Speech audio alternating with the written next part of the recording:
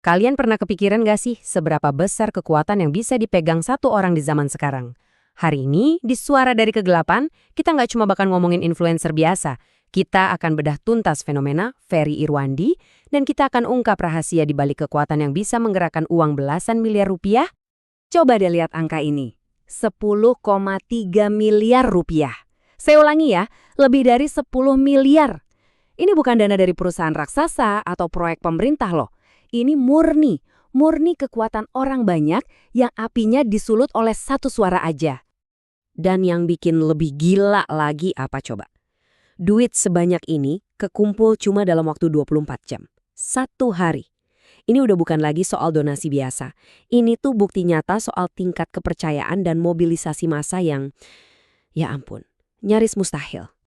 Nah, ini kan jadi pertanyaan utamanya, gimana caranya? Apa sih formulanya yang bisa mengubah penonton yang tadinya diem aja jadi mau bergerak? Apa rahasianya yang bikin puluhan ribu orang percaya dan kompak bergerak cuma karena satu panggilan? Yuk kita bongkar bareng-bareng. Oke, biar kita benar-benar paham segede apa pencapaian ini, kita perlu lihat dulu konteksnya. Angka fantastis ini tuh nggak muncul tiba-tiba dari langit. Ada sebuah tragedi besar yang jadi latar belakangnya. Jadi, di akhir tahun 2025, Pulau Sumatera itu dilanda bencana banjir dan longsor yang dampaknya luar biasa besar. Ratusan nyawa melayang, jutaan orang jadi korban, dan puluhan ribu rumah hancur. Nah, di tengah duka dan keputusasaan inilah sebuah gerakan digital lahir. Terus siapa sih sebenarnya orang di balik gerakan yang fenomenal ini? Dia datang dari mana? Dan gimana ceritanya kok bisa jadi suara yang didengerin banget sama banyak orang? Namanya Ferry Irwandi. Lahir di Jambi, tahun 1991. Latar belakang pendidikannya, jujur aja, mungkin bikin sebagian dari kalian kaget. Sekolah Tinggi Akuntansi Negara, atau STAN, institusi yang terkenal banget ngelahirin para pegawai negeri. Dan disinilah kita lihat perubahannya yang drastis banget. Coba deh kalian bayangin, dari jalur karir yang super aman, stabil, terjamin sebagai PNS di Kementerian Keuangan, dia milih jalan yang beda total. Jadi suara publik yang independen dan kritis. Ini lompatan dari zona nyaman ke ketidakpastian yang ternyata malah jadi fondasi kekuatannya. Sekarang kita masuk ke bagian intinya nih.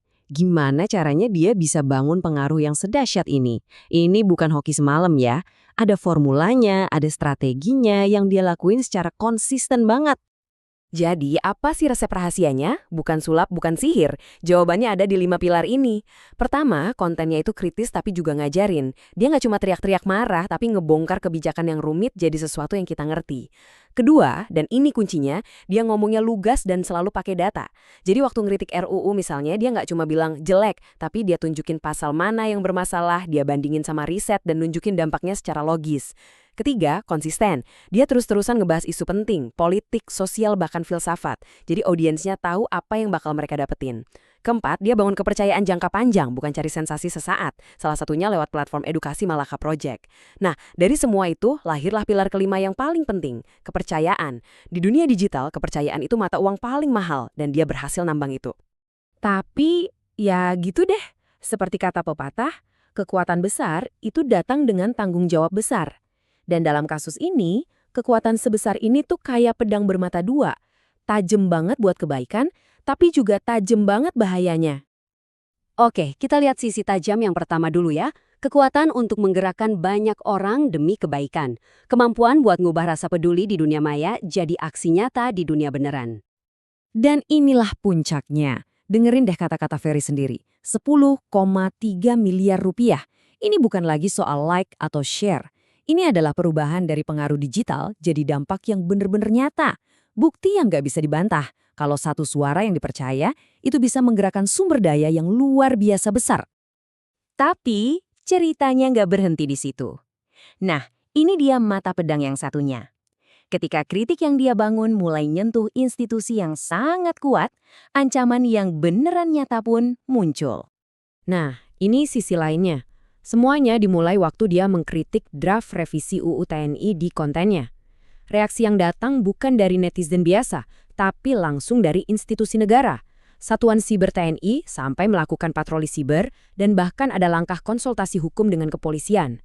Ini sinyal yang jelas banget kalau suara independen udah nyentuh pagar kekuasaan, ada konsekuensi serius yang menanti. Tapi pas ngadepin tekanan segede ini, Ferry nggak mundur. Kutipan ini nunjukin sikapnya yang tegas banget. Dia nggak menempatkan diri jadi korban, tapi malah nantang prosesnya buat jalan sesuai aturan hukum yang ada. Nah, semua rangkaian kejadian ini membawa kita ke sebuah gambaran yang jauh lebih besar. Kasus Ferry Irwandi ini bukan cuma tentang satu orang. Ini adalah cerminan dari dinamika baru demokrasi kita di era digital. Jadi gini, kasus Ferry ini lebih dari sekedar cerita pribadi. Ini tuh potret pergeseran kekuatan. Dulu, yang bisa ngebentuk opini publik itu cuma institusi besar atau media tradisional. Sekarang, satu orang aja yang modalnya data, konsistensi, dan kepercayaan audiens bisa bangun panggungnya sendiri buat nantang narasi yang selama ini dominan. Nah, ini membawa kita ke sebuah pertanyaan penting buat masa depan kita bareng-bareng. Suara-suara independen kayak gini, tuh sebenarnya ancaman buat stabilitas negara? Atau justru mereka ini harapan baru? Pilar kelima demokrasi yang lahir dari dunia digital yang fungsinya ngawasin di luar pers tradisional. Jawabannya ada di tangan kita semua. Dan ini akan nentuin wajah demokrasi Indonesia ke depannya. Kalau kalian percaya kita butuh lebih banyak analisis mendalam buat memahami suara-suara penting di sekitar kita, yuk jadi bagian dari kami. Subscribe channel Suara dari Kegelapan, biar kita bisa terus nyalain terang di tengah gelapnya informasi. Sampai jumpa di penelusuran berikutnya.